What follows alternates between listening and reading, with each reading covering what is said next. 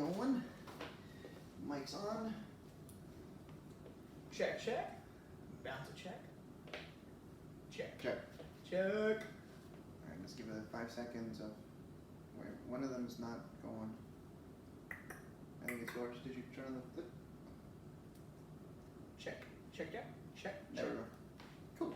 Alright. Let me delete that. Can I, speaking of check myself in a mirror real quick? Yeah, go ahead. Get ready. You're gonna be on YouTube. Yes.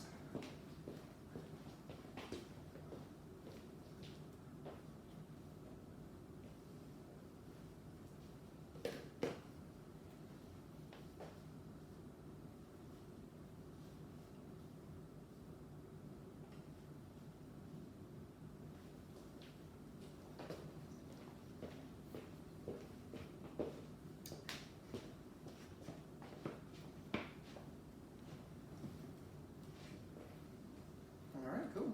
I guess we're starting. Oh, we're starting? Yeah, we're starting. Oh, great. You doing good? Alright, Yeah, awesome. doing great. Cheers, everybody. Cheers. Welcome. With me today, I have JJ Tyson. How you doing, JJ? Better with a martini. Better with us. Let me drink it. Man, you guys are like watching us drink right now, and this is my first martini that I've ever had, and it's fucking delicious. Woo! JJ definitely knows this shit. Well, martini's the only way to do it. Only way to do it. All right. Well, so just to let you know, this podcast is basically about me trying to get to know you. This is all about you. I'm gonna ask you questions, and we'll see what happens. Okay. All right. Cool. Awesome. Well, thank you for being a part of my show. Oh, it's a pleasure. Did you like it? Oh, I loved it. Yeah. It was a lot of fun. It was a really good room. We had a great audience. I liked the audience participation. I liked the voting format, and there were really talented comedians that I was performing with. So yeah. Did you go up first? Were you first? I was second, I think. You were second. Okay. Yeah. Cool. I that was like so many months ago that I completely forgot what the order was. Yeah. No. I think you randomized the order, so I felt good about that. Yeah. Because nobody really wants to go up first. Yeah. Warm the crowd up, etc., etc. Yeah. That's when I first started this show, I actually sent out like the pros and cons for every, like, if you were like first or whatever. I remember that. Yeah, and then like I've had to just scrap that because I felt that was more discouraging than anything. Mm-hmm. Well, I think that you did a really good job of not just organizing it, but of making sure that everybody kind of knew how the whole thing was going to work. I've been in some shows that were not nearly as well organized. Oh, okay. Well, awesome. That's good to hear. Yeah, absolutely. Yeah. Well, how long have you been doing comedy? So I started doing comedy in my freshman year of college. I tried out for an improv troupe, and they're a combination improv, stand-up, and sketch troupe. It's called False Prophets. Go Tar Heels. Go False Prophets. Yeah, shout outs. Yeah, absolutely. So I had to do stand-up for the audition, and I had never really done it before. So really, I just got up and I did not just impressions. It was more like sort of making fun of archetypical people. So one of the characters was Carol Smith, a holistic abortionist. Okay. So, and Tex Bastard, the owner of an oil company. So just see what happens. Exactly. I was really worried about it. I had never done stand-up before, but it went decently, and it was like 40 people auditioning. 6 of us made it, and we went from there, and it turned out to be the defining experience of my time in college. Yeah, I had a similar experience too. The first time I did stand-up was like, oh man, I want to do this again, right? But you said freshman year of college. You look pretty young. How old are you? I am 23. You were 23. Oh, so this was like what, 2 years ago? No. I mean, it was 5 years ago. 5 years ago. Okay, yeah man, time flies. Only when you're having fun. Right. When you're drinking martinis. Oh, yes. yes. It's delicious. I want to keep drinking. I was like, fuck the podcast. I want just this drink.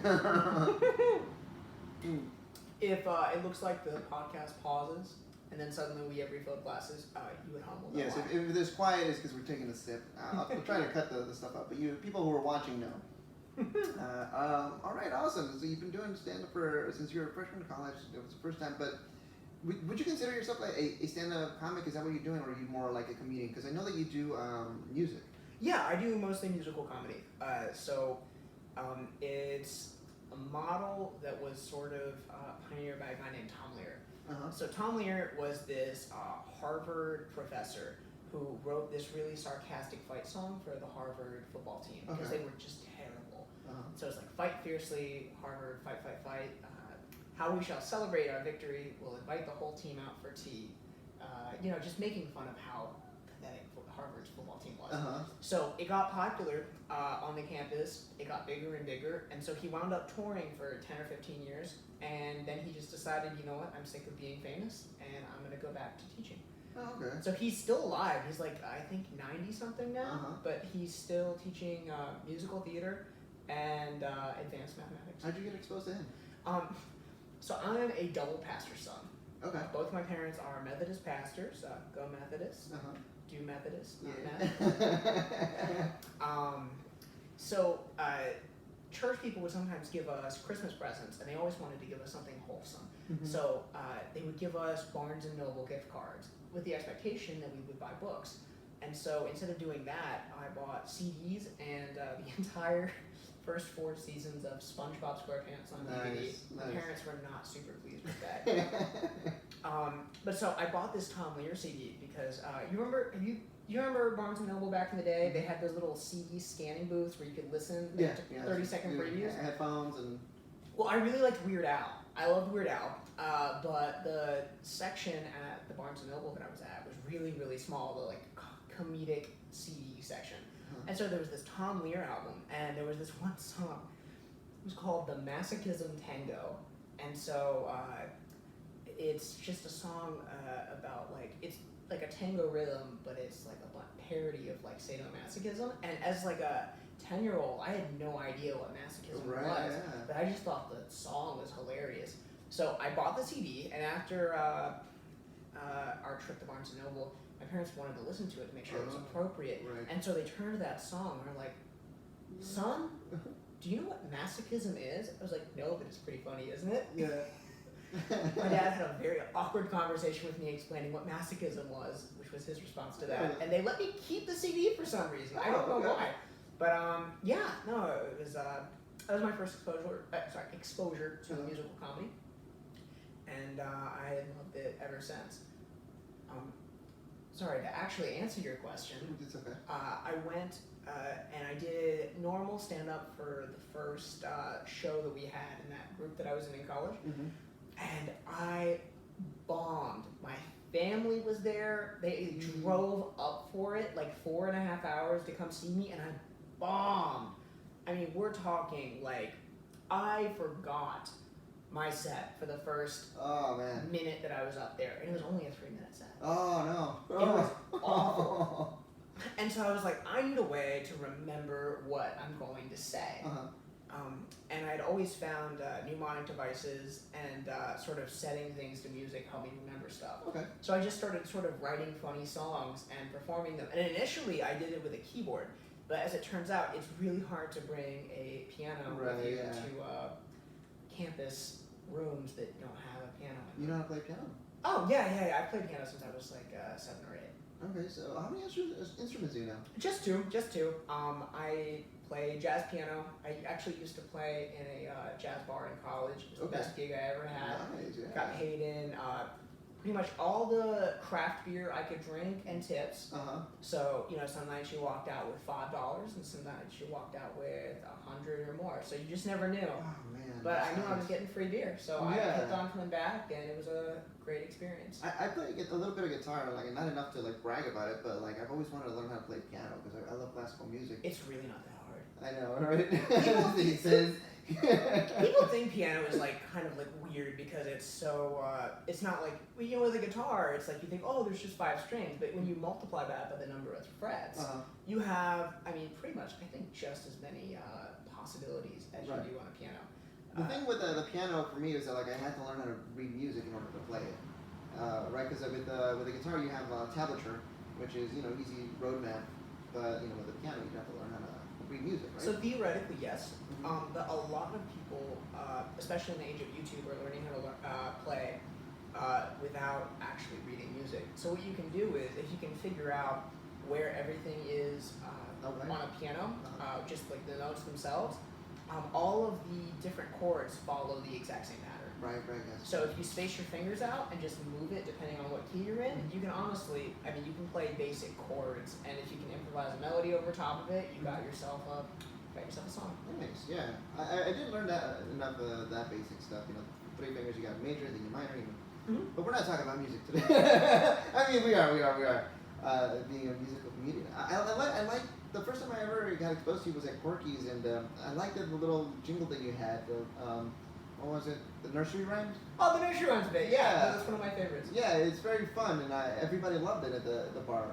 Thank you. Yeah, no, I've had that one in my back pocket since my sophomore year of college. Uh-huh. That's just one of the things we did 4 shows a year. Uh-huh. Sometimes our 5th or a 6th, depending on if we got booked by like a Greek organization or like a charity or something.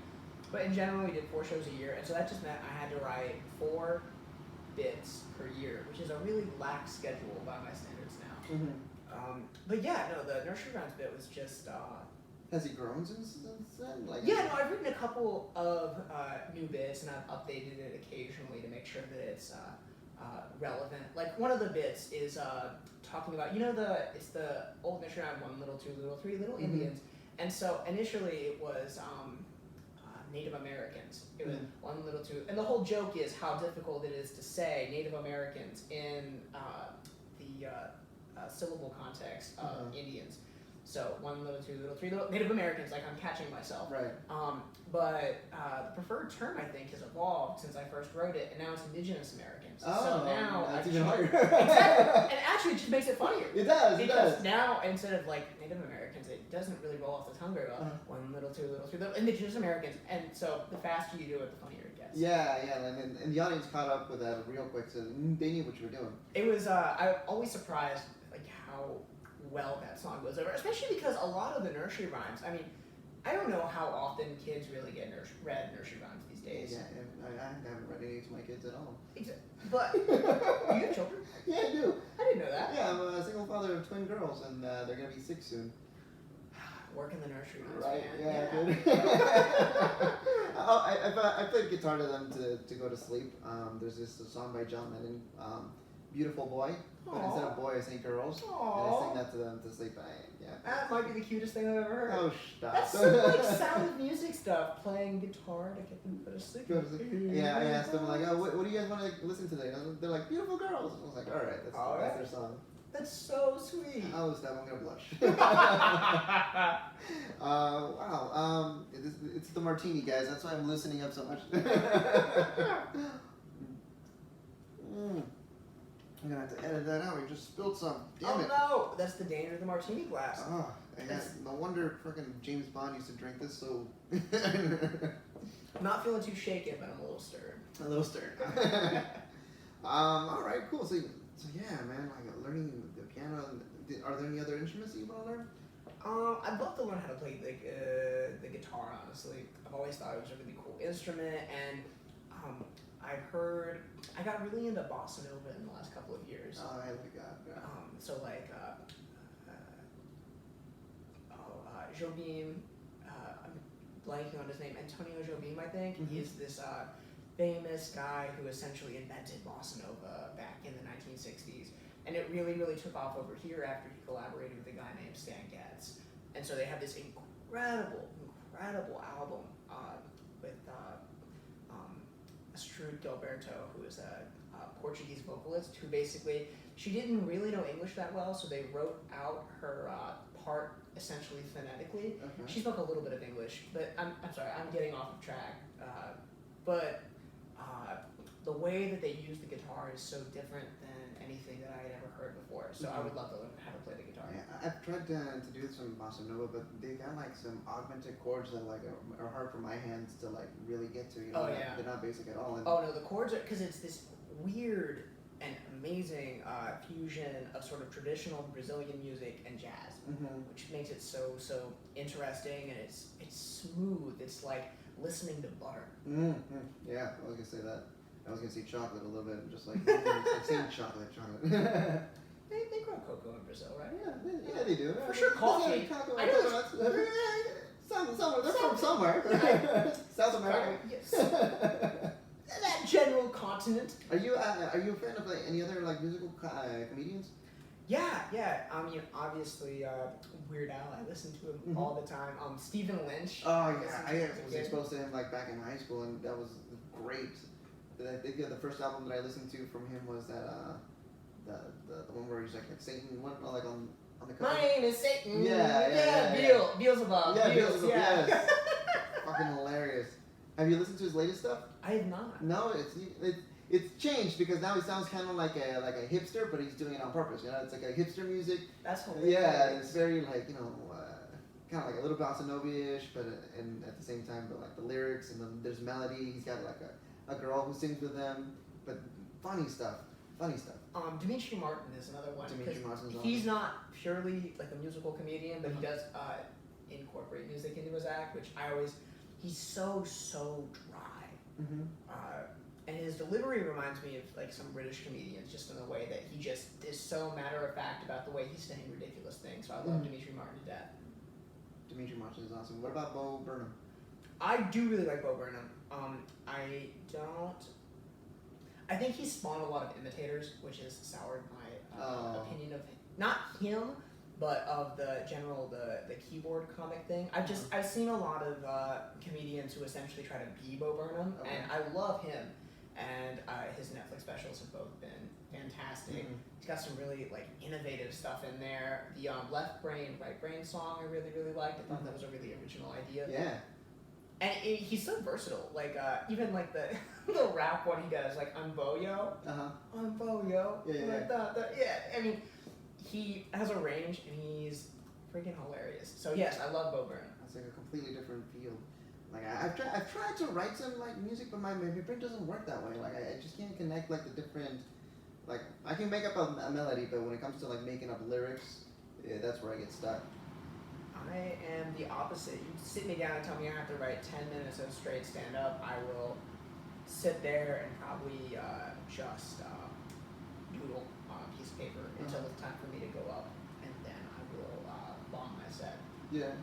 I pretty much have to have some music in there, otherwise I can't remember anything that I was planning on saying. Wow, that's pretty cool. I mean, like, it's just amazing to see like different ways like a brain will work. Because like when I saw you perform, and I was like, how is he like?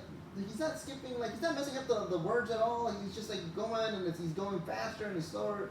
You know, like from the different songs that you played, I was impressed, and I love that it was like a different layer to the show. You know what I mean?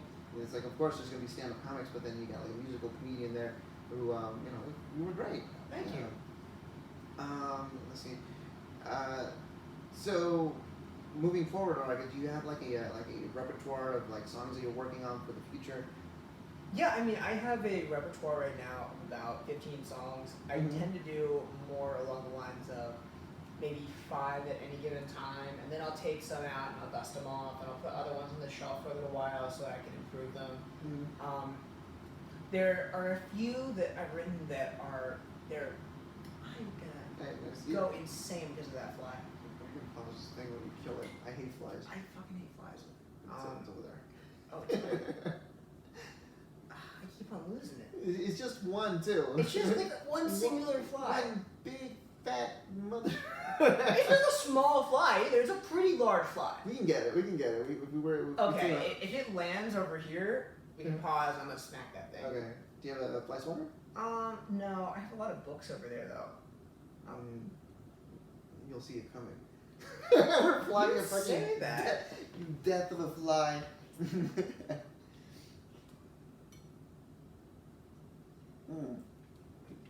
is delicious. Thank you. What do you call it when you kill a fly with a worm? What do you call it? Fly fishing. Fly fishing. Yeah, funny. But actually, it'd be with a lure. That's how you fly fish. You don't use a worm for fly fishing. Why do not have been fishing? No, really? Never ever. Never once? Never once. It's one of the things I have to do. I mean, especially being so close to the ocean. No, for real. Yeah, you said, where are you originally from? I'm from, both of my parents being pastors, we moved around a lot. I was born in a town called Fayetteville, represent Fayetteville. But my parents moved to the Outer Banks when I started high school. So the Outer Banks is like a barrier island off of the coast of North Carolina. Okay. It's easily the coolest place that I've lived, other than LA. Yeah. Although they're both cool for different reasons. What was your favorite thing? Oh my God, the ocean is literally right there, and it's very much you're living on this. It's like a huge, long but incredibly thin strip of like land that's just separated from the mainland completely. So Is there a lot of people there, or just? During the winter, the population is basically non-existent, and then during the summer, it swells exponentially. So the good thing is that during the summer, there's all of these jobs that get created, and everybody needs to hire extra people because all of these tourists come, especially from up north, because it's fairly convenient to get to. But the infrastructure is really not there to support it. So it's like you have little tiny 2-lane roads, and it's like literally thousands upon thousands of cars descending on the island every Saturday, and less so on Sunday. But on Saturdays, I'm not kidding when I say, like, you know what the 405 looks like at 4:30? Picture that, but like 2 times worse because it's 2 lanes. Oh man. It's awful. Like, I remember on the 4th of July, there's a parade in the middle of the island, which is such a stupid idea. I mean, the parade is lovely, but they do it on a Saturday. They do it on the closest Saturday to the 4th of July, and it stops traffic in both directions. So I rode my bike 5 miles to work, and it took me maybe 30-ish minutes. I found out later that my coworker who had driven, it took her an hour and 45 minutes to go the same distance. Jeez. It's not great. Yeah, no, man, I hate traffic. And I drive for Uber too, so. Oh my God. It's nice when you get paid for it, you know? Yeah, exactly. Now, real quick, I think I'm getting like the glare from your glasses from the ring light. Mm-hmm. Is that gonna bug you? I can take them off. If you want. Yeah. No. Like, do you need to see how are you nearsighted, farsighted? No, it's all good. It's all good. Okay, cool. Here, I'll put them here. Yeah, that's fine. Okay. Yeah. If he's paused the video to edit this, I've just taken off my glasses because Movie magic. You know they say how like different alcohol like it affects you differently. Yeah. What does a martini do to you? I don't know. It doesn't necessarily make me do much of anything weird. Although I think that a martini has this element of it's sort of old-fashioned in a pleasant way. It's something that like I'm a huge fan of the Rat Pack from back in the day, of course. and so like Dean Martin, Frank Sinatra, Sammy Davis Jr., all of that. Who's the 4th guy? So I don't remember that guy's name. No, it varied because the 4th guy got switched out a lot. So it was Dean Martin, Sammy Davis, Frank, and then Bing Crosby was sometimes around, but not like fully. Mm-hmm. And then there was like, oh my gosh, I feel bad. Am I really even a fan? Yeah, it's not. I mean, whatever. Like it's the main 3 for me. The main 3 Yeah. are Frank. Among those 3, who's your favorite? Well, that's tough. Frank had the best voice, I think, of any of them. He's just the epitome of.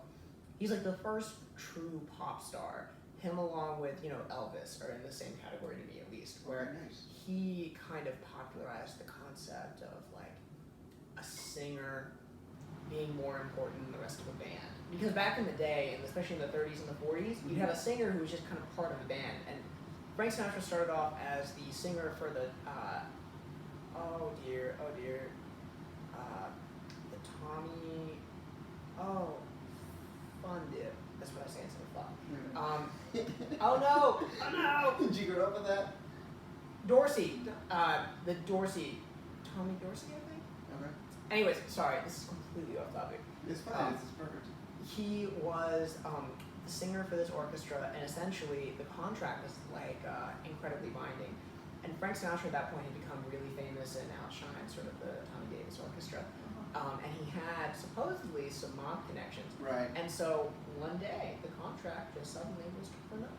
And no one exactly knows how. I've heard different stories about that. They said that like in the movie, and people probably know this, I'm going to butcher this badly, but from the movie The Godfather, that scene with that one guy when he shows up to at the wedding, that was supposedly representing St. Frank Sinatra, and that head, like the horse head that happened afterwards was how Sinatra got out of it. I did not know that.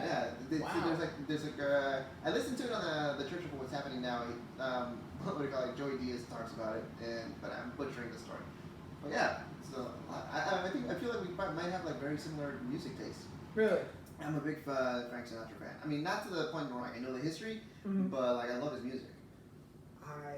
I love the different sort of eras of Frank Sinatra. It's actually kind of interesting because you have him in the 40s. It's very, very centric, big band centric. And then in the 50s, he's kind of coming into his own. And then it's kind of funny because in the 60s, he transitioned into sort of the pop landscape where he was competing with Elvis and later like the Beatles. In fact, I think he covered Hard Day's Night at one point. Really? I haven't heard that cover. He definitely did a Beatles cover, and I can't remember if it was Hard Day's Night, but I think it was. I have to look that up on Spotify. So I have this old Frank Sinatra album, and it's his greatest hits. And the thing is that a lot of the things that we associate now with Frank Sinatra, especially like "You Make Me Feel So Young" and like "Fly Me to the Moon," they're not on there because when it was released in, I want to say the 60s or the early 70s, those weren't his greatest hits. That's not what he was appreciated for. Okay. Remember that song "Strangers in the Night"? Yeah. Can't be strangers in the night, exchanging glances. I'm not as big a fan of that era. Yeah, I don't like his ballads too much. I love his swing stuff and the stuff that he did with Count Basie. Oh, that was a great album. Oh, yeah, I loved it. You heard on that song on that album there was a song called "Looking at the World Through Rose-Colored Glasses." Yeah. That was a song that Count Basie did not know and thought was really stupid. That's funny. On that album, somebody else played Count Basie's part because Count Basie could not get it right. Oh. And Frank got frustrated with them. He was like, "No, this is a classic song." He goes, "It's not classic where I'm from." And so basically, they got into an argument. Basie left the studio and somebody else played for Basie on that one song of that album. Oh, wow, that's amazing. Fun fact. I mean, they did 2 albums together, right? They definitely did. I know that there's like a collection of like all the songs that he did with Basie, but I think it was like the collection is like the 2 albums mixed together. Yeah, but like I love most of the songs from there. Like "Hello Dolly" was just so much fun. Hello Dolly, infringing copyright Dolly. Great stuff. Did you ever like what's the guy that sang "Oh, not to see, she's there waiting for me"? Oh, Bobby Darin. Yeah. Did you like Bobby Darin? I love Bobby Darin. I only know 2 songs. That one and "Oh the Shark." Yes. Mac the Knife. Yeah, Mac the Knife. So crazy thing about Bobby Darin, we're just evolving into 1950s pop stars. He was born essentially out of wedlock, and so his grandmother pretended to be his mom, and his mom pretended to be his sister. Whoa. Yeah, because it was like a scandal at the time to be born out of wedlock, and to be pregnant out of wedlock. Yeah. So essentially, he didn't find out until late in life that his mother, His sister was his mother. Exactly. Wow. Did you ever watch the movie Across the Sea with what's his name who was in House of Cards? Space? Yeah, Kevin Spacey. There was a movie where he portrayed Bobby Darin. I did not know that. No, he does a really great job too. Like his voice is spot on. Really? Yeah. I kind of like Kevin Spacey's covers a little better. Honestly, I was like, they're awesome. I have to watch the movie, but like I only know the some of the songs. While we're on the subject, probably 2 of the biggest musical influences, at least I had, especially like going into like jazz and like working that into what I do now. Ella Fitzgerald and Louis Armstrong. I don't know if you're familiar with it. They did 2 albums together called Ella and Louis and Ella and Louis Again. And it's this perfect mixture because, Ella Fitzgerald, she's like this beautiful, upbeat, happy voice. But her childhood was awful. She was a lookout for the mafia in a brothel. That was her first job. Wow. Her home life was completely screwed up. And then she won a contest at the Apollo Theater, I think, at like an open mic essentially. She was supposed to dance, and then she saw somebody go on before her and got intimidated. She's like, "I'm not that good of a dancer." Right. And so she sang instead, and she won the contest. Wow. and that's how she got famous. How do you come across all this information? Do you watch like YouTube videos? No. Or read the history of the book? This is just research, and I own a couple of books. Okay, cool. Yeah, just my God. Man, I I feel like I could pick your brain on like in music. I think these all over. If you want to know anything from like 1940 to 1960 musically, I probably got you. But outside of that era, I'm a little underread. Oh man, that's amazing.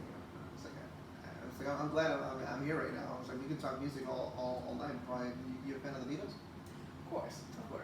All right, cool. And musical influences. You play the ukulele, right? Yeah. How did that start? Okay, so there was the whole keyboard. You can't take that on stage, right? And then you decided. I saw a guy named Josh Rosenstein. Hey Josh, if you're out there, there's a fly in your martini. No. No, you motherfucker, get away. Oh, that's so sad. I'll just twist the thing. It wasn't in the martini, ladies and gentlemen. It was on the. It was just on the rim. On the rim, and then it's. He gave it an old rim job. Just want to hear it. That's right. You get away. You get away. Ladies and gentlemen, this podcast episode is brought to you by JJ's Martinis.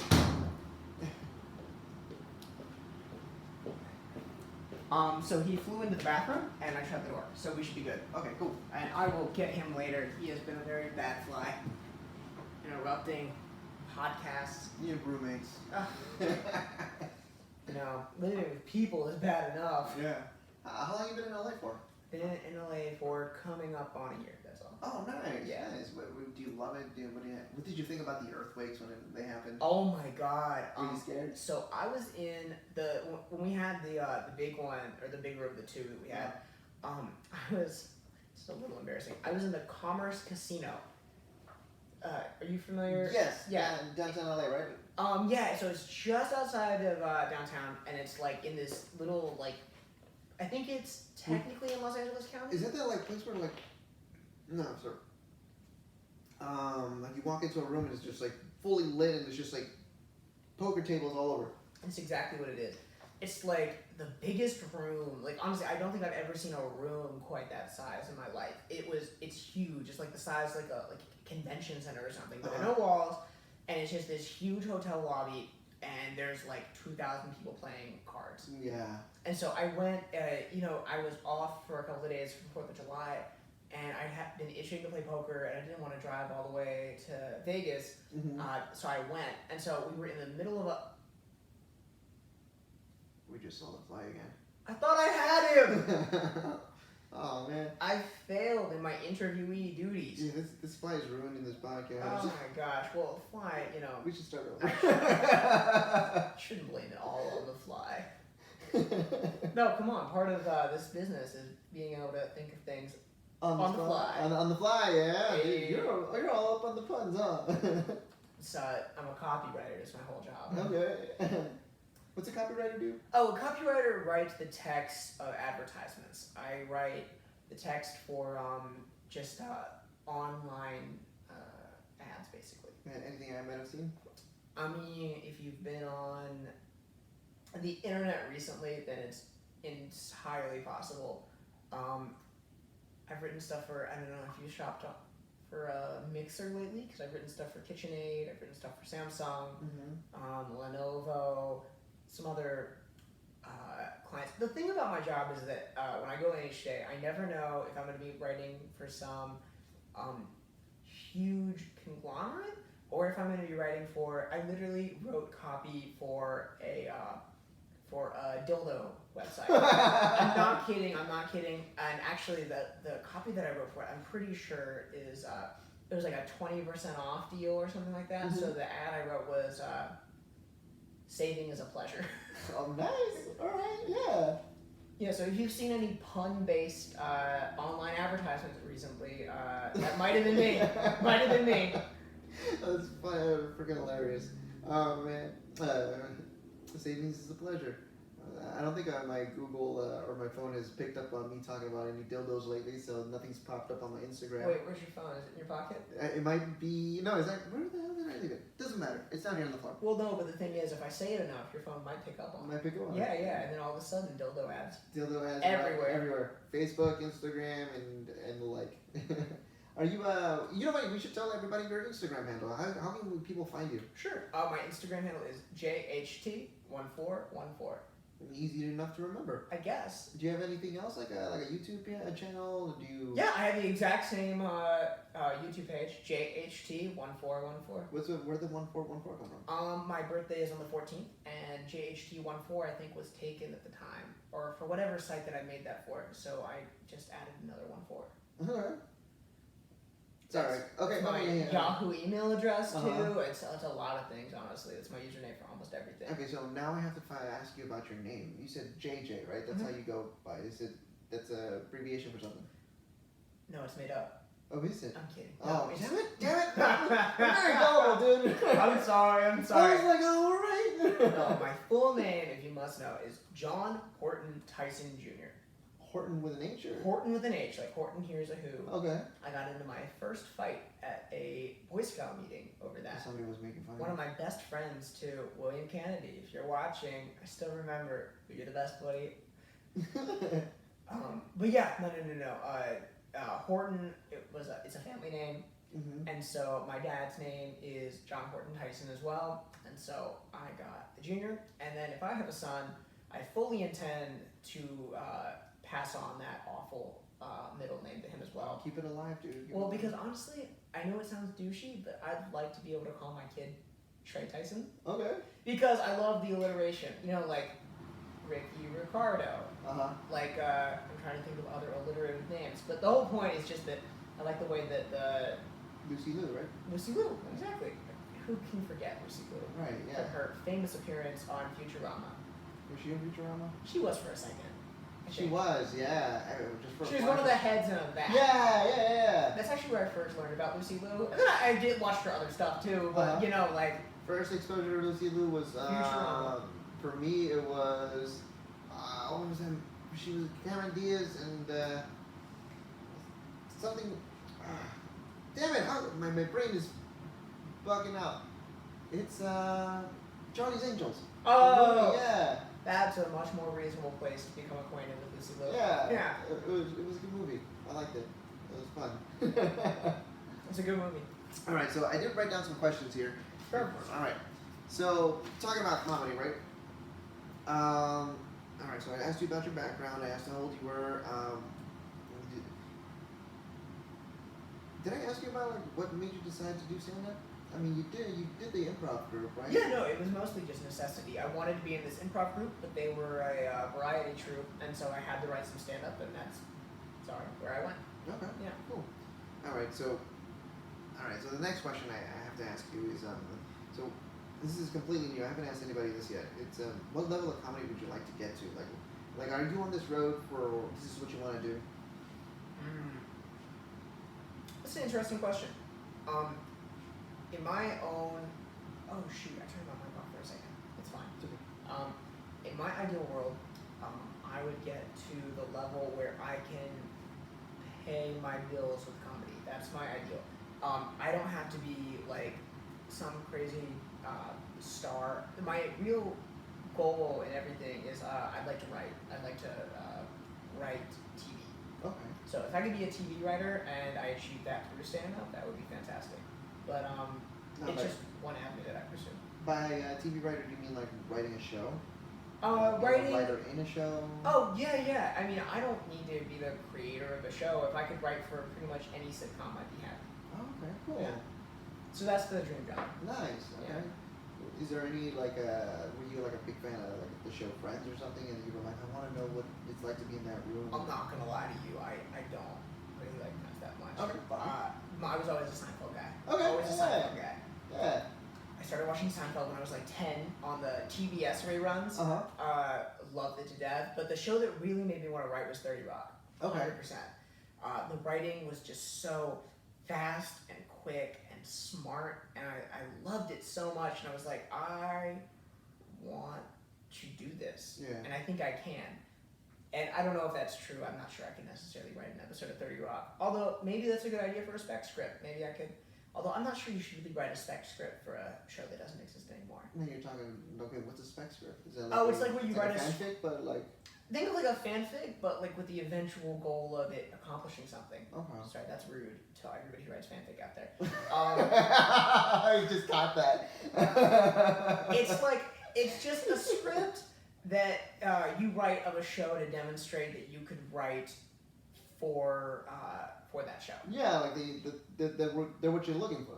You're what they're looking for, right? Exactly. I love that part of the fanfic. Actually accomplishing something, not just for fun, but for...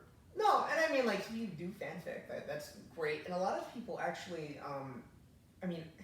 fun fact about me, I wrote a couple of very useless articles on the internet that are very minorly popular with a small select group of people. I wrote an article called 25 Secrets of Gilligan's Island, okay? Okay. I love the show Gilligan's Island. It was one of my first loves. Loved it since I was a kid. So it's just a trivia article, basic, like 1,000 words.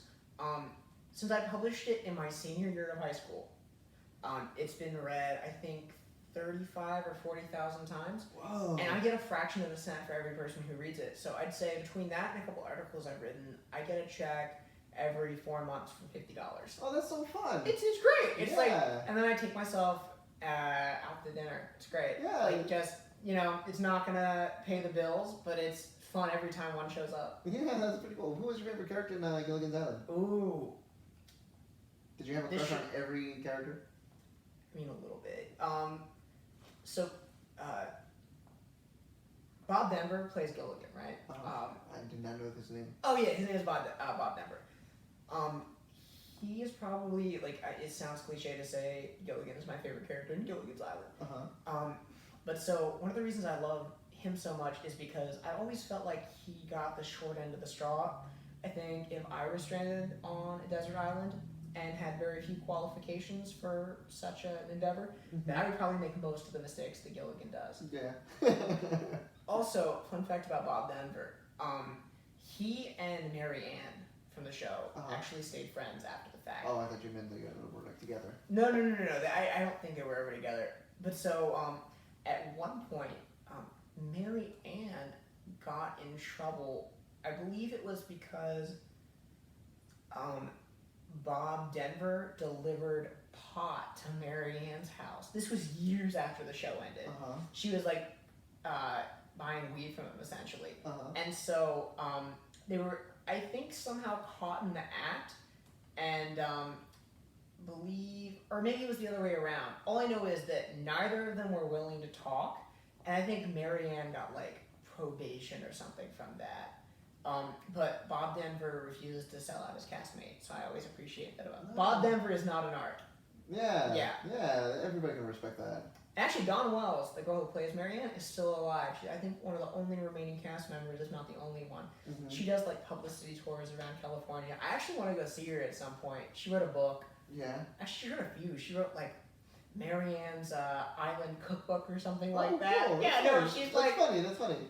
she's actually the only one who was smart enough to get residuals. She's the only one who took a percentage of the show's syndicated rights instead of an upfront salary. Okay. And so she's been making money from the show ever since. Is it still like airing like on TV Land or something? Yeah, it's either, I don't think it's on TV Land. I know it's on this network called like MeTV, which is like one of those sort of like offbeat like cable channels, and it's one of those ones that you have like a bunny ears you can pick up. Okay. It's embarrassing. I actually do have bunny ears. Okay. It was not traditional bunny ears. It's that little thing over there on the TV stand. Yeah, I was wondering what that was. I don't have real TV. I mean, like most people in my generation, I just do Netflix and Hulu and Amazon Prime. Yep. But like, we can still pick up SNL on Saturdays when we want it, and then every now and then we'll get a major sporting event for free. Okay. But it was $3 at a 99-cent store. So what do you want to do? I mean, that's awesome. I hear that YouTube is actually starting to move into like streaming all those things that you want to. And if YouTube would buffer a little better, then I would 100% be behind it. YouTube would not ask me to pay $19.99 a month for it. Like that's, I mean, I like YouTube, but like I'll sit through the ads. Yeah, YouTube Red, more like YouTube left on Red. And the terrible thing about that is that every time you open up the YouTube app, it's like YouTube Red. Like, do you want to like ad-free experience? Like, if I could afford it, I'd make you shut up. Or YouTube Red makes me grow. YouTube blank. I'm just not for it. Not about it. All right, moving on to the next question, which was, what would you say? Who would you compare yourself to comedically? Oh, that's tough because I mean you can't do it without comparing yourself to like some great comedian, I guess. Mm-hmm. But it's kind of like a line of like, you know what? I kind of see myself kind of more like this person other than this person. Yeah. I mean, you have a comedic inspiration.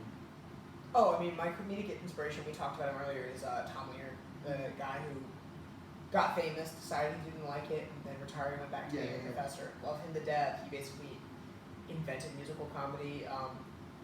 Listened to a lot of the Dr. Demento show when I was a kid. Are you familiar? I do. Is that the one with oh my god, the guy that was in How I Met Your Mother? I'm not sure if he was on How I Met Your Mother. I know that he's like now he's pretty old, but he used to air this radio show that is now like I think just a podcast.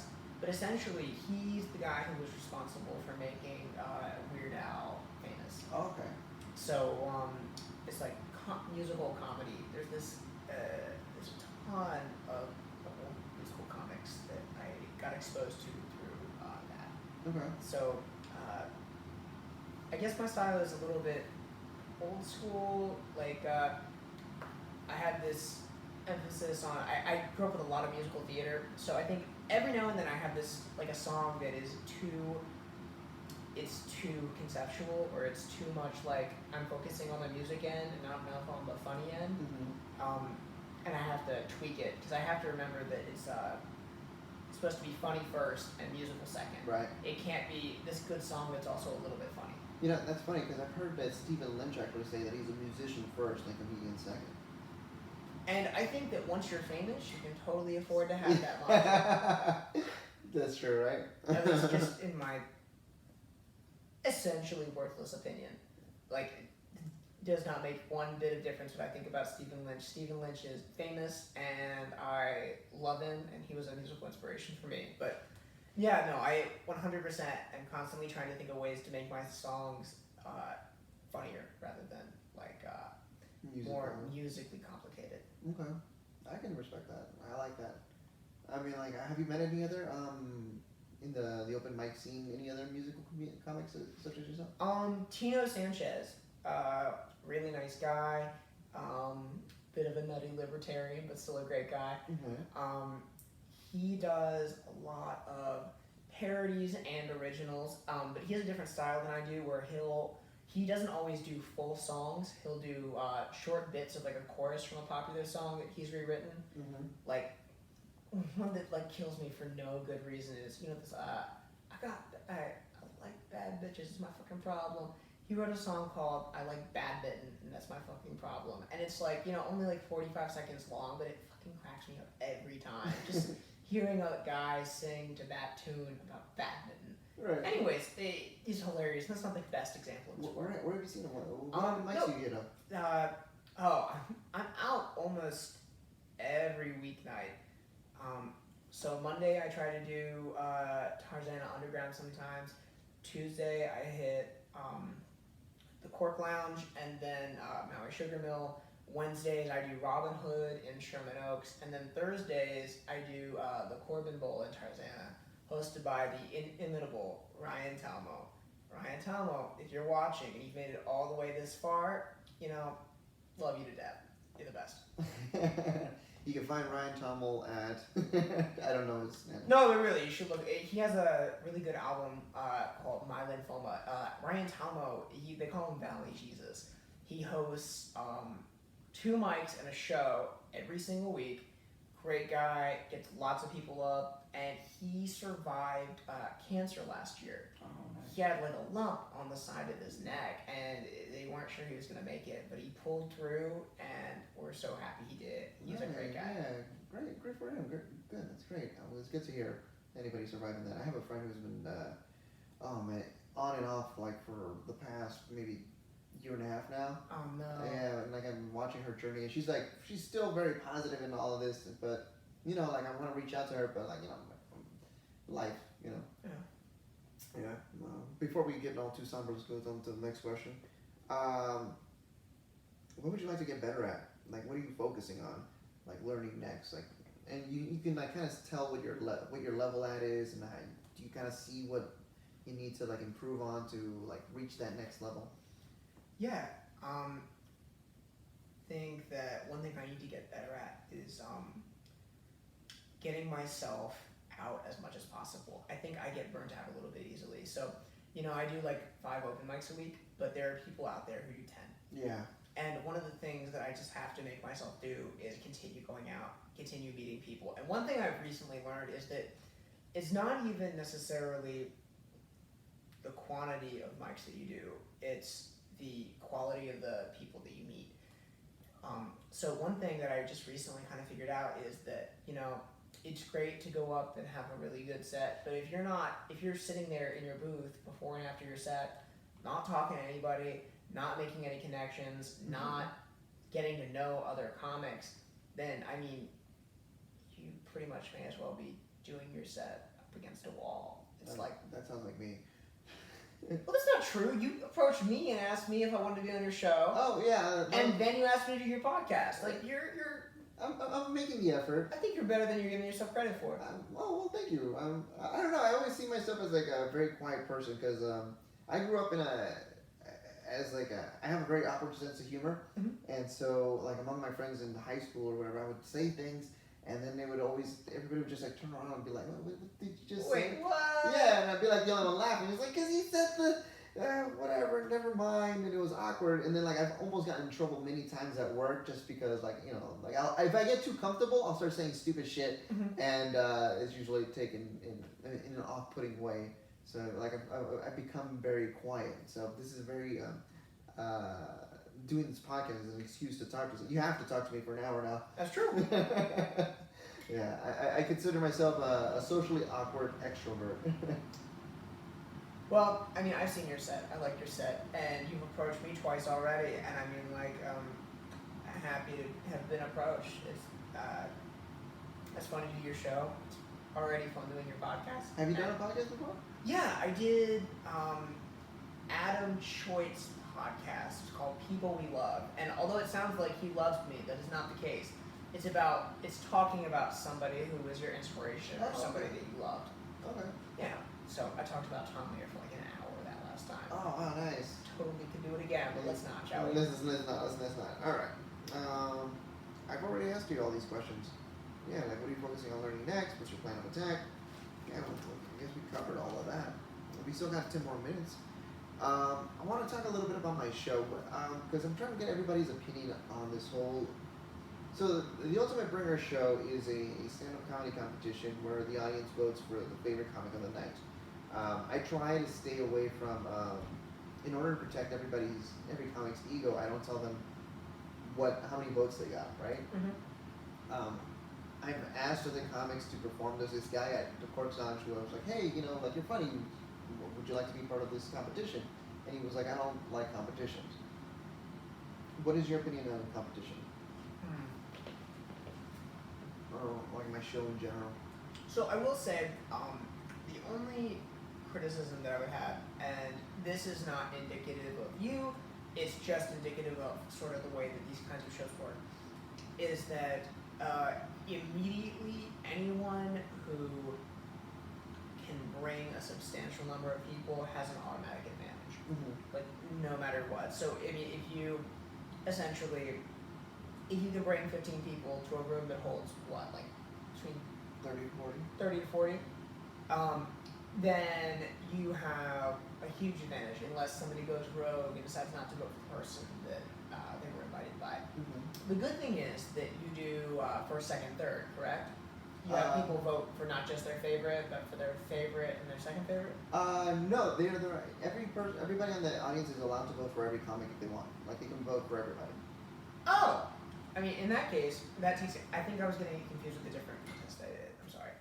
Were we talking about the Flappers one? Because the Flappers has like the first, second, and third. where they pass out papers and then. I watched somebody in that. Actually, I'm doing that contest on the 5th of August. Oh, cool. Yeah, it's fun stuff. Yeah, you know, that's a perfect time to plug in things. You can see JJ at the, what was it, Clyburn's? The Flappers Comedy Contest, August 5th. Bring your friends if you have them. If you don't, you can make friends there. It's great. Vote for JJ. Yeah, and please. I would say it's for the children, but it's not. It's really very selfish. It's just for me. But, you know, if you think I'm remotely likable, then maybe you can come out. I mean, if you live in the general Burbank area, if you're one of my friends watching from North Carolina. We have 0 listeners. Just fucking. Oh, well, I'm making please. But it's still getting into the habit of, you know, for the future. Absolutely. Well, I can use some practice. No, but yeah, like in my show, I knew that was going to be an issue with people like, oh, if this person brings like 10 people, they're going to get 10 votes automatically. And so one of the things that, like, you know, the first show that I was there, I forgot to mention to the audience that, like, they are allowed to vote for multiple comics, so they don't have to sit on one vote, you know? Mm-hmm. And I think that kind of, like, evens it out the playing field, where the funniest will win. The second thing I wanted to note is that, like, I think that every stand-up comic the ultimate goal is to perform for people. Yeah. And what separates me from, like, I guess, like, a flapper's room is that, like, you know, it's, is that what I wanted with this format was to bring the people to the comics, and that if one person brings 10 people and, like, you know, let's say you don't win, you're still essentially winning because you're performing for, like, a crowd of 30, which is more than what, I don't know, I've been feeling a lot of, like, what was the word, like, Angst? No, I guess, Marinara. No, like, I guess I'm feeling cocky that, like, my first show was, I packed out that room better than, like, Flappers packs out the Yuko room, their little small room. So I was like, hey, you know, everybody's winning essentially at the end of the day. Oh yeah, I had a great experience, and I was a big old loser. No, you weren't a loser. You just didn't win. In case you're just joining us, James is defining what a loser is using different words. Definitely am. So yeah, but so you're okay with the whole aspect of competition and. Oh yeah, no, I have no problem with the idea of a competition. I think a little healthy competition is good for sort of making you care about a show. Because if you're performing for something that you don't care about, then you might not put your best effort in. But if you know that people are going to be judging you based on how you perform, I think it's. Sorry, just making sure my mic is on. If people are judging you based on how you're going to perform, then I think you're naturally going to put more effort into it. Okay, cool. Well, I'm glad you liked the show, and I hope you get to, you know, like, sign up again, man. Yeah. It's I'm looking right now. I'm looking for a different venue to perform in. I've actually thought about doing it at the Maui. Oh, Maui Sugar Mill. Yeah, because they have a little stage and, like, they're pretty well set up, right? They definitely are, and Jerome Anderson is absolute friggin' sweetheart. He is such a nice guy. Is he the owner of the place? He's not the owner. He does their Tuesday mic, which is a combination of comedy and music. Okay. And it's one of my favorite open mics in LA. How does it get packed up? It depends on the night, but in general, it's pretty busy, and you get this really fun, eclectic mix of really great musicians, really great comedians, and then just people who are there to drink. It's like a saloon-style bar, great whiskey selection. They have these ridiculous 22-ounce glasses of, like, I think it's Coors Light is their cheap beer right now. I have to go there. It's like $6 for like a 22-ounce Coors. It's great. I gotta check it out. I saw Mary Romeo, who's your friend, right? I love Mary Romeo. Yeah, I saw her. Mary Romeo, where art thou, Mary She's Romeo? gonna be on my podcast eventually. Really? Yeah, we reached out to her. She's busy right now, but eventually she will be on here. Oh, yeah. I was actually thinking of talking. Well, I'm glad that you go there too, because I can talk to you about it. We'll probably touch base, maybe hit up that mic eventually. Yeah. It looked like a good location. I liked the way they were set up, but when on her Instagram story, I saw that it was empty one night, and I was like, oh, maybe I can. It fluctuates hugely. A big part of it is when you go up, and also they do a thing where they do a feature performer, Actually, they let me be the featured performer a few months ago, and cool. what's really cool is they'll let you go from anywhere from 15 to 30 minutes.